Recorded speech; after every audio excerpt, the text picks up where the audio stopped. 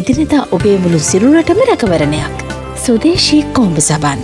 ලෙන්ගතුකම වැඩි කරගන්න ලව්ජු රුපියල් 50 අඩු කළා. මාමේ එන්න අපිට එකක් බොමු.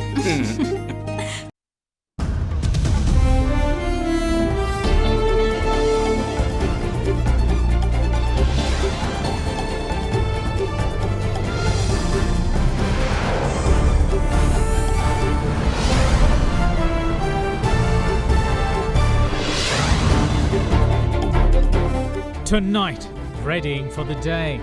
Mock polls held to prepare public for new election normal.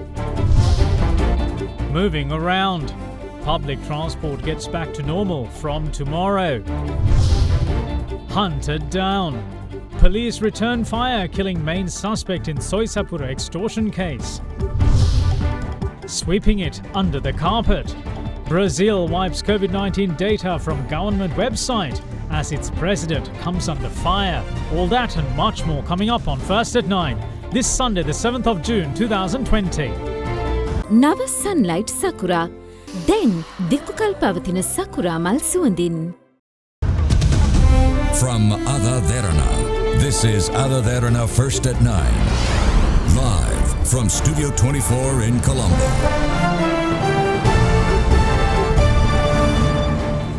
Good evening and welcome to First at 9. I'm Dhamkek Naik.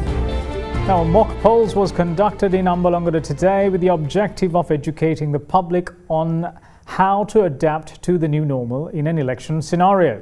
The event took place under the supervision of the chairman of the Election Commission and in accordance with health and quarantine regulations.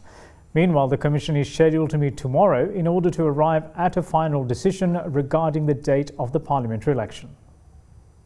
On Tuesday, the Supreme Court dismissed all the fundamental rights petitions filed, seeking to overturn the Gazette notification issued by the President to dissolve Parliament and the announcement of 20th of June as the new date for the holding of parliamentary elections.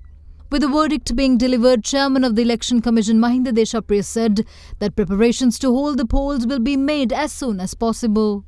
Accordingly, a mock poll was conducted at the sermon hall of Dhammayuktikarama Temple in Vilegoda this morning to educate people on how the election will be conducted, adhering to quarantine and health regulations. The mock poll was conducted under the supervision of the Election Commission Chairman with the participation of around 200 voters.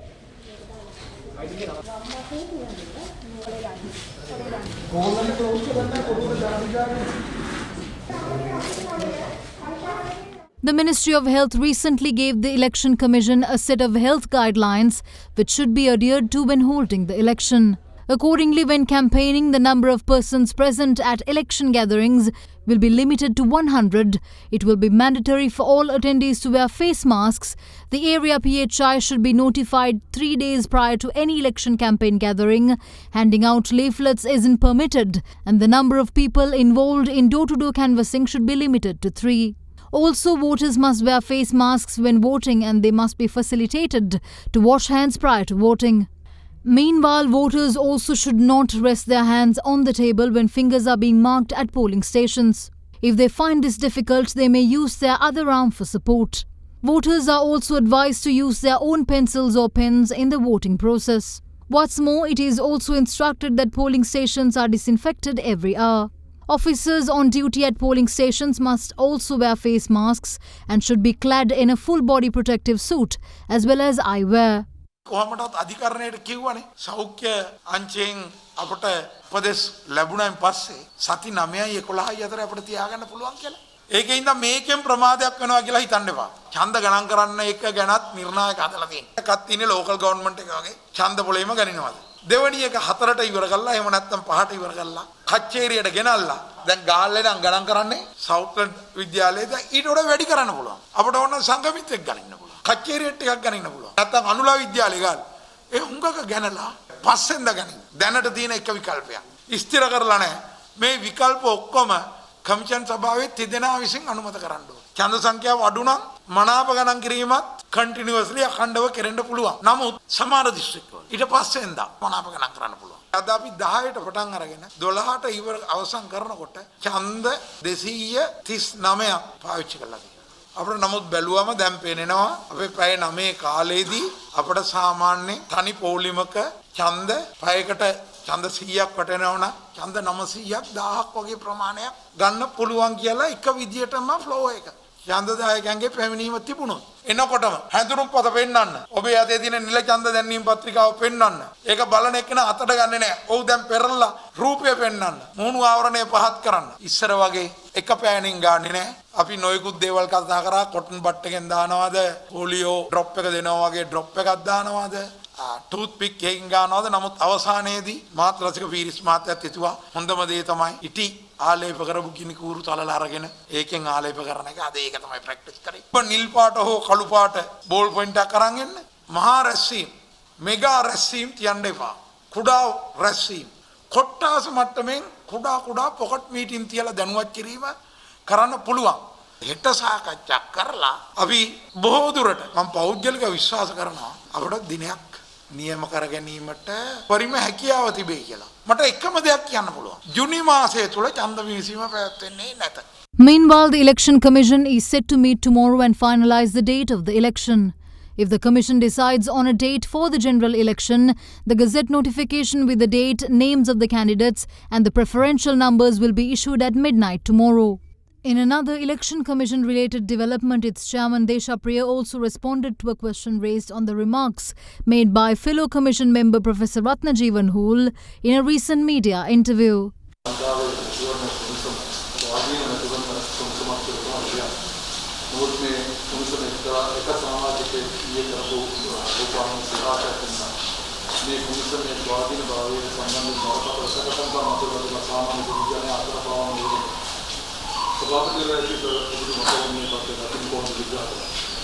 එම ප්‍රකාශය කළා තියෙන දෙමළ භාෂාවෙන්. අවාසනාවකට මට දෙමළ භාෂාව තේරුම් ගැනීම හැකියාවක් නැහැ. ඒක නිසා එම ප්‍රකාශය වරල භාෂා පරිවර්තකයේ පරිවර්තනයක් මගේ අතට අවශ්‍යයි කියලා තේරුම් ගන්න. අංක 2 මම ඒ සම්බන්ධයෙන් එතුමාගේ විමසීමක් කරන්නේ නැතුව එතුමා සමග සාකච්ඡා කරන්නේ නැතුව එතුමා අදහස් කරේ මොකද්ද කියලා මට අවබෝධයක් ගන්න නැතුව මම ඒකට පිළිතුරක් දෙන එක එතුමාටත් අගතියක් ඒ වගේම මගේ පිළිතුර බලාපොරොත්තු වෙන ජනතාවටත් කරන අගතියක්. Now, shifting our focus to the country's coronavirus situation in Sri Lanka. Now, the COVID-19 recoveries currently stand at 941, while the active cases were reported at 867 and continue to stay limited to the naval clusters and overseas returnees. In the meantime, another batch of stranded Sri Lankans arrived back home to the island today. 13 people tested positive for COVID-19 yesterday. Among them, 9 are naval personnel undergoing quarantine at the Pumpimadu, Valisara and the Perimadu facilities. The remaining 4 are recent returnees from overseas. 3 of them had returned from Russia and were undergoing quarantine at the Pitipana facility, while the other is a returnee from Kuwait who had been undergoing quarantine at the Minneriya facility. Accordingly, the number of active cases in the country were taken to 867 as 5 new COVID infections were reported today, while the number of total recoveries from the coronavirus rose to 941. Meanwhile, to date, a total of 851 naval personnel have been diagnosed with COVID-19. The number of COVID-19 naval recoveries rose to 488 after 35 naval personnel were given the all clear to go home today. In the meantime, the total number of returnees from overseas to have tested positive for COVID-19 is so far is 609. In comparison, only 313 local civilians have tested positive for the virus. The rest of the infections are from the Navy cluster and their associates. In another development, 13 naval personnel who were undergoing treatment at the base hospital in Kathankudi were discharged after recovering from the COVID-19 virus and were sent to the Diyatalava Navy camp yesterday. However, a total of 16 naval personnel are currently undergoing treatment, while 63 returnees from Kuwait and Dubai are also receiving treatment at the base hospital in Kathankudi. Elsewhere, a total of 13 naval personnel were released from the Iranavilla Treatment Centre after recovering from the virus.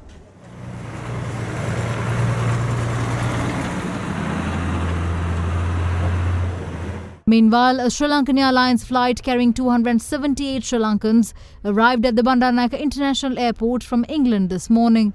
The passengers and the flight crew were subjected to PCR tests upon arrival. Corona වෛරසය පැතිරීම වළක්වන්න සබන් යොදා දෑත් සෝදන්න. Now, public transportation across the country returns back to normal from tomorrow, following approval by Minister of Passenger Transport Management Mahinda Amaravira. Furthermore, the Sri Lanka Transport Board stated that its full contingent of buses will be deployed tomorrow to meet the transport demands of the people. As per the directives issued by the Ministry of Passenger Transport Management to conduct the public transportation services as normal from tomorrow, steps have been taken by the Sri Lanka Transport Board to deploy its fleet of buses. ශ්‍රී ලංකා ගමනාගමන මණ්ඩලය අපේ සතු සියලුම bus රථ ධාවනය කරනවා. ඒ වගේම අපි බලාපොරොත්තු වෙනවා ඉදිරියේදී ඍජුවම කොළඹට පැමිණීමටත් කොළඹින් පිටතට ගෙන යාමටත් බස් අපගේ බස් රථ යොදවන්නට අපි කටයුතු කරනවා. In the meantime, private bus owners say that they will face several issues when providing services tomorrow. They call for a bus fare revision since their income has fallen by about 50% in comparison to pre-virus pandemic times. They also say that there are issues pertaining to timetables. Meanwhile, the Department of Railways stated that all the office trains will be in operation tomorrow. හෙට දිනේ සිට සියලුම ජනතාවට සෞඛ්‍ය ආරක්ෂණ ක්‍රමවේද භාවිතා කරමින් දුම්රිය ගමන් කරන්න පුළුවන්. විශේෂයෙන්ම කාර්යාල සඳහා මගින්ගේ ඉල්ලීමට සරිලන දුම්රිය ප්‍රමාණයක් අපිට ආසන මත ගමන් ඉඳගෙන ගමන් කිරීමට පමණක් ලබා දීපන නොහැකි. නමුත් දුම්රියක හිටගෙන මීටරේ සීමාව තියාගෙන අර වගේ මගේ ප්‍රමාණයක් ගමන් කළ හැකි. The Minister of Passenger Transport Management Mahinda Amaravira meanwhile stated that permission has been granted to operate transportation services as normal from tomorrow onwards. In a separate development, the priority bus lane will also be in effect in Colombo from tomorrow. පළමු නියම ව්‍යාපෘතියක් වශයෙන් මොරටුවේ සිට පිටකොටුව දක්වා bus රථ ප්‍රමුඛතා මන්තිරුව හෙට දවසේදී ක්‍රියාත්මක කරනවා. එය උල්ලංඝනය කර රියදුරු මහතුරුන්ට හෙට සිට අපි යම්කිසි කාල සීමාවක් දක්වා අවවාද කරලා ඒ අයව ඒ මාර්ගයේ යෙදවීමට ක්‍රියා කරනවා. කිසියම් කාල සීමාවකින් පසුව ඒ සම්බන්ධව නීතිය ක්‍රියාත්මක කිරීමට බලාපොරොත්තු වෙනවා. What's more, the District Secretariat of Colombo will also be open for the public from tomorrow. With the country gradually returning to normal, Archbishop of Colombo, His Eminence Malcolm Cardinal Ranjith, has requested the government to permit Catholic Mass to be held, albeit under strict health and safety guidelines and quarantine regulations. The Cardinal delivered this request to the government at a sermon during Sunday Mass worked off today at St. Mary's Church, Negombo.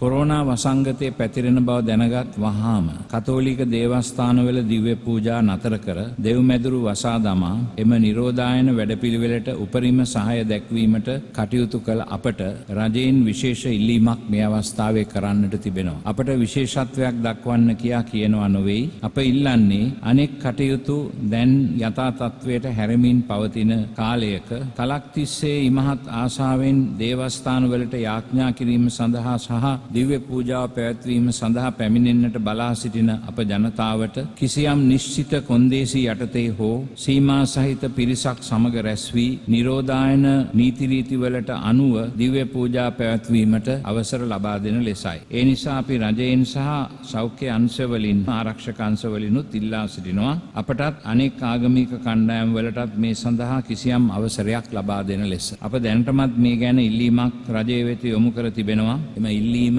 විශේෂාකාරයෙන් සලකා බලන ලෙස මම ජනාධිපතිතුමා ඇතුළු අනෙකුත් සියලුම උදවියගෙන් ඉල්ලීමක් කර සිටිනවා අපේ ජනතාව වෙනුවෙන්. We will see you once more on the other side of this break. Stay tuned.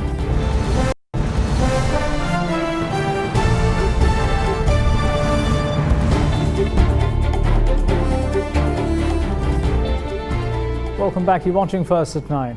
Now, the main suspect in the recent shooting in Soizapura was shot dead by the police during an exchange of gunfire. The deceased was wanted in several criminal cases and was a member of the underworld figure Angulane Anju's underworld operations. He was also the chief suspect in the 2018 murder of cricketer Dhananjay Silva's father. Police officers of the Crime Branch of the Kalaniya Division and Paliyagoda Crime Division has raided a house last night in the area of Dunagahapara in Ballapana of Minuwangoda. The move had been made after they received information that a suspect wanted in a number of criminal cases was there in hiding. During the raid, the suspect had opened fire on the police and the suspect sustained injuries during the police return fire. The injured suspect died after being admitted to the Divulapitiya hospital. The deceased was identified as Sampath Tennakon, alias Raja Vimaladharma. He was also a prominent underworld renowned by the name Gonakovili Raja. Police said that a 9mm pistol was in possession of the 44-year-old deceased suspect and he had various aliases. The deceased had committed several murders, with the first being committed in 2002 with the stabbing of a youth in the area of Gonakovila in Ratmalana. He had murdered another youth in 2006, teaming up with another underworld figure who is also presently deceased. What's more, he had also attempted to murder Western Provincial Councillor Amal Silva in 2018. Gonakovili Raja is also the chief suspect in the May 2018 murder of cricketer Dhananjay De Silva's father Ranjan De Silva. That murder was orchestrated by underworld leader known as Angulane Anju, who is in hiding in Dubai. Public concerns over a possible rise of the underworld surfaced recently, with a hotel in Soisapura being attacked on the 19th of May. The same hotel was later shot at. After the two incidents, security units arrested 8 cohorts of underworld figure Angulane Anju. What's more, investigations have revealed that the deceased from last night's encounter with police, Gonakovili Raja, is also linked to the incident where the hotel was shot at. Investigations have further revealed that the deceased had plans in place to flee to Dubai with the help of underworld figure Angulane Anju. In a separate development, the police special task force yesterday conducted a special search of the prison cell where an accomplice of underworld leader Makandure Madush, Kanjipani Imran, is held. It had yielded 2 mobile phones concealed within the cell, 2 SIM cards and several other items. Head of Environment and Community Policing DIG Mudita Pussela states that a comprehensive investigation is to be conducted to determine the source of garbage that was seen strewn along the usually pristine stretches of Mount Lavinia Beach. The DIG stated this during an inspection of the Mount Lavinia Beach along with Acting Inspector General of Police C.D. Vikramaratne. The Mount Lavinia Beach was seen strewn with garbage over the past few days, and up to now no one knows how it all got there. Some allegations have been levelled that the garbage had been deposited on the beach by a certain group, while others say that the garbage has now been uncovered after the washing away of a top layer of sand pumped as part of a beach reclamation project. With more garbage seen today as well, a clean-up operation involving the Police Environmental Protection Division and help by nearby local residents was initiated to remedy the situation. We've been coming to this beach almost every weekend since we were young, and to see it in this state is really sad, so we decided we couldn't wait. We just needed to do something ourselves, and we were here cleaning up by ourselves with the CMC workers. In the meantime, Acting Inspector General of Police C.D. Vikramaratne and the Head of Environment and Community Policing DIG Mudita Pussela inspected the beach cleanup operations. Meanwhile, Director of the Department of Coast Conservation and Coastal Resource Management, Gamini Hevage, commented on the situation. දැනට චෝදනාවක් තියෙන කසල මේ වැලි වලට යට කරලා දැන් ඒ වැලි ගසාගෙන යාමත් තමයි කසම වතු වෙනවා කියලා. සති දෙකක් විතර මේ ප්‍රදේශයේ අපේ ඉංජිනේරුවරුන් අපේ නිලධාරීන් නිරීක්ෂණය කරලා තමයි වැලි පොම්ප කරේ. මෙතන විතර නෙමෙයි අපි කැලිඩෝ එකේ කරා අඟුලාන කරා ඒ හැමතැන වලම එමුනා ඒ පැත්තලත් එන්න ඕන. නමුත් මෙතන විතරයි මේක ආවේ පිට පැහැදිලි වෙනවා කොහෙන් හරි කුණු ප්‍රමාණයක් මේ මුහුදට හරි ඇල මාර්ගයකට හරි ආපුවත් මේක තියෙනවා. මේ එකක් විතරක් නෙමෙයි දෙකම මිශ්‍ර වීමක් තමයි යම් පිරිසක් මේකට කුණු ප්‍රමාණයක් කොහෙන් හරි දැම්මද කියලා අපිට සැකේකුත් තියෙනවා. මට මේ දැන ඉන්වර්ෂණයක් කරන්න කියලා කිව්වා. අපිට නිරීක්ෂණය වෙච්ච කරුණක් තමයි කලින්ම ආවේ බෝතල් වගේ බර අඩු ඒවා. ඉතින් මේ සම්බන්ධයෙන් අපි තවදුරටත් සොයා බලනවා. ඒ සම්බන්ධයෙන් අපි නාර ආයතනය, වෙරළ සංරක්ෂණ ආයතනය, ඒ වගේම සාගර විශ්වවිද්‍යාලයේ ඒ දැනුමත් තියෙන අය සම්බන්ධ කරගෙන නිසි විමර්ශනයකින් පසු කුමක්ද කියලා කියන්න පුළුවන්. We will see you shortly after this break. Bear with us.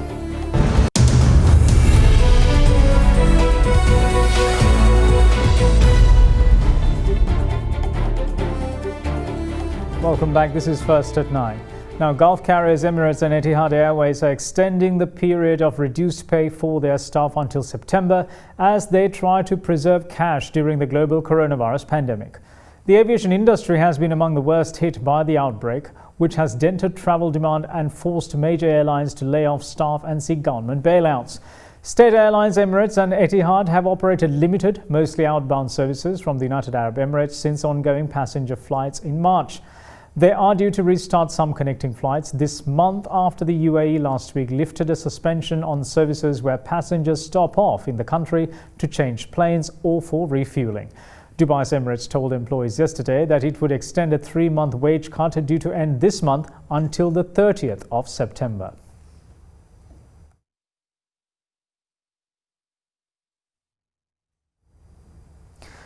The Sri Lanka Tourism Board on Friday released a set of guidelines that tourists will have to adhere to before entering the country. In the list of regulations are mandatory periodical PCR tests. However, the use of public transportation has been restricted for tourists. The COVID-19 pandemic has caused a 22% fall in international tourist arrivals during the first quarter of 2020, as shown by the latest data from the United Nations World Tourism Organization. As much as this is bad news for the rest of the world, for Sri Lanka, however, this has a much larger economic impact given how important the industry is for government coffers. With hopes for a resurgence in tourist arrivals this year, following the Easter Sunday attacks, the arrival of the COVID-19 virus on the global stage put any chance of a recovery to bed, at least for the time being. However, after months of economic and social lockdown, the Sri Lankan government is looking to kickstart its economy. With tourism being one of the biggest revenue earners for the country, it's no surprise that the sector is being given prime focus in these efforts. The Sri Lanka Tourist Board announced a list of guidelines that tourists arriving in Sri Lanka will have to adhere to from the 1st of August onwards if they plan on visiting the island. A series of FAQs were released on Friday outlining the requirements and announcing that the Bandaranaike International Airport, the Colombo Ratmalana Airport and the Matala Rajapaksa International Airport will be operating for tourist arrivals from August 1st, 2020. In addition to the usual visa requirements, such as booking details at certified accommodation, a detailed itinerary, a return ticket, and proof of medical insurance, another key necessity will be a mandatory PCR test report carried out within 72 hours prior to boarding the flight. Further, the list also mentions a minimum 5-night stay requirement and also outlines safety measures on arrival, such as a PCR test carried out at the airport, for which tourists will be required to wait 24 hours for their test results. During that time, they will be expected to stay at a certified 4- or 5-star hotel, either in Colombo or Negombo, before continuing their travels. The guidelines also add that a further test will be done 4 to 5 days after arrival by a mobile unit in coordination with the tourist certified accommodation provider. It doesn't just stop there. Travelers staying for more than 10 days will be required to take a third test during their stay, for which the tourists may have to stay with a certified accommodation provider for another 24 hours until the results give them the all clear. In addition, under its Moving Around Sri Lanka section, the Sri Lanka Tourism Guidelines have suggested that tourists arrange transportation prior to arrival, again coordinated by a certified accommodation provider or travel agent, and have advised tourists to stay away from public transport. This means that by all intents and purposes, public transport, cited by many travel vloggers as one of the key selling points that attracts the budget segment to the country, will no longer be on the menu. According to the Sri Lanka Tourism Development Authority's third quarter 2019 tourism industry report, unclassified tourist hotels that cater to budget tourists, such as guest houses, hostels, homestays, and 1- and 2-star hotels, account for a larger number of rooms than the 14,229 rooms offered by classified tourist hotels. With tourist accommodation catering to budget tourists accounting for almost 20,000 rooms, we sincerely hope that in the near future, further guidelines will be drafted in order to look into this important sector that has been equally affected by the virus, however with less access to economic relief. Now, market analysts forecast the continuation of retailer and foreign investor buying interest in the country for the next week as well. With that, let's now take a look at what we can expect in the market during the week ahead. The stock market for the last week seen the dull sentiment because most of the day market more on the sideways movement. Market for the last 2 weeks it's climbing on the wall of worry and came to the resistance point of 4,800 levels. And we feel with the earnings delay in the companies which are coming in the March quarter and the June quarter results also going to be a bit delayed, that will reflect the retail investor to stay in the market to get some sort of short-term gains. We expect the country's the parliament election and the mini budget will impact on the stock market in the coming weeks. We are seeing foreign selling on Sampath Bank, Commercial Bank, HNB in the last couple of weeks, and we feel that also will continue in the next few weeks also. Most of the retail side for the last week, Tokyo Cement and the food and beverage counters, we are seeing some sort of buying interest from the retail investors and plus the foreign investors also. Now in news overseas, as Brazil stands as the country recording the highest number of infections from the South American continent, the country's health ministry said that they will only report daily case numbers of coronavirus and no longer provide total figures. In the meantime, China says that they would ensure that any vaccine that it produced by the country would be made globally available to all countries that require it. The row between the US and China over the coronavirus outbreak has flared again, with a US senator accusing Beijing of trying to block the development of a vaccine in the West. The Republican senator for Florida, Rick Scott, said that the evidence had come via their intelligence community. China, meanwhile, issued a document defending its virus actions, saying it briefed the US as early as January 4th.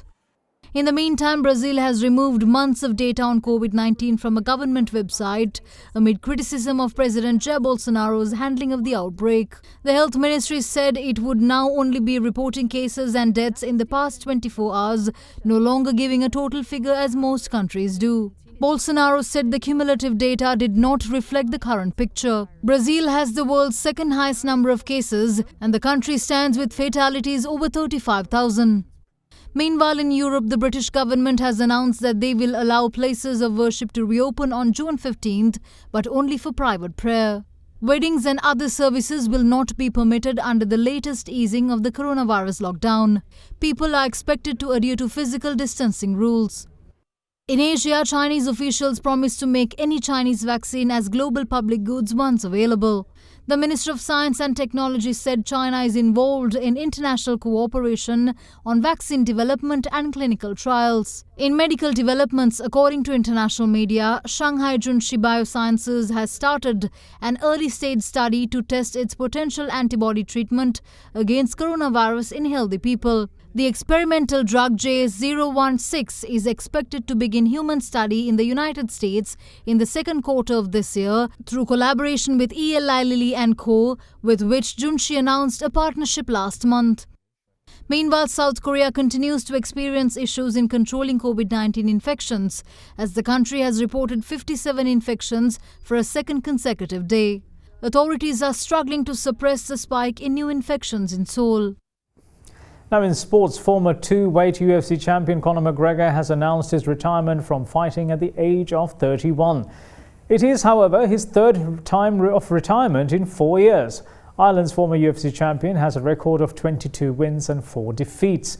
In his last fight in January 2020, McGregor displayed one of the most spectacular performances of his career to defeat American fan favourite Donald "Cowboy" Cerrone in just 40 seconds in Las Vegas. He has previously announced his retirement in 2016 and in 2019 before twice returning to the octagon. McGregor also tried boxing, losing to former 5-weight world champion Floyd Mayweather in August 2017. In that bout, McGregor lost in the 10th round via technical knockout. And that's it from all of us here at First at 9. Thanks for watching. Bye-bye.